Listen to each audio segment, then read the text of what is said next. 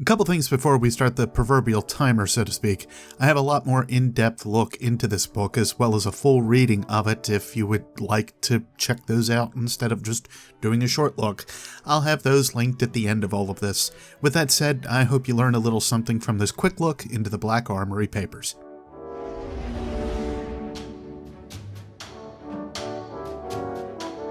So you want the short version of the Black Armory Papers. Well, if you read the book called The Road, then you already know how this entire thing goes. Congrats, this video is kinda not worth your time, nor is reading the Black Armory Papers. The book goes over the events of the founders of the Black Armory. Their names are Henriette, Helga, and Yuki. They all represent the three houses of the foundry, which are Myron, Rasmussen, and Satuo. Henriette doesn't want to see Nega travelers show up without humanity being ready, so she starts up the Black Armory.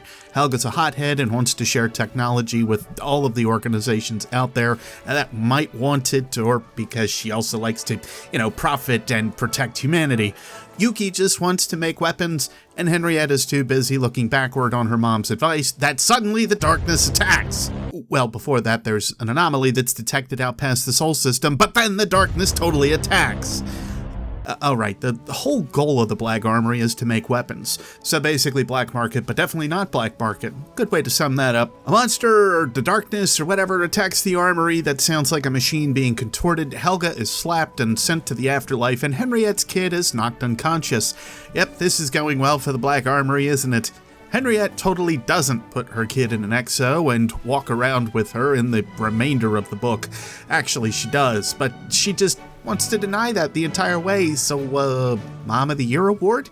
Yeah, we'll go with that. The armory leaves the lab they're in behind and takes to the roads, hence the relation to the book The Road. You get it? Along the path, most of them are blown up by Risen, or by grenades they leave in their backpacks, Yuki, and then it's only Henriette and Ada 1 left over. But it's all okay. I mean, at the end of the day, they're fine. Everything's fine and everyone lives happily ever after.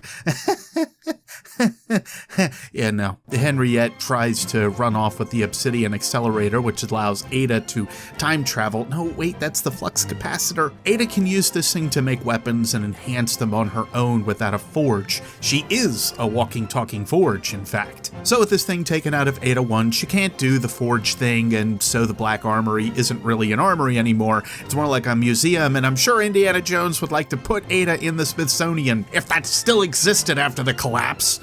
But that'll about do it for the Black Armory Papers. Everyone dies, there is no hope, humanity is screwed, and yep, there totally isn't anything more involved than this. This is totally all that matters. Dear God, there is totally more to this book than this. You know the buttons to press to stick around for more discussions, rants, and so on. So, until then, I'll see you next space time. Take care.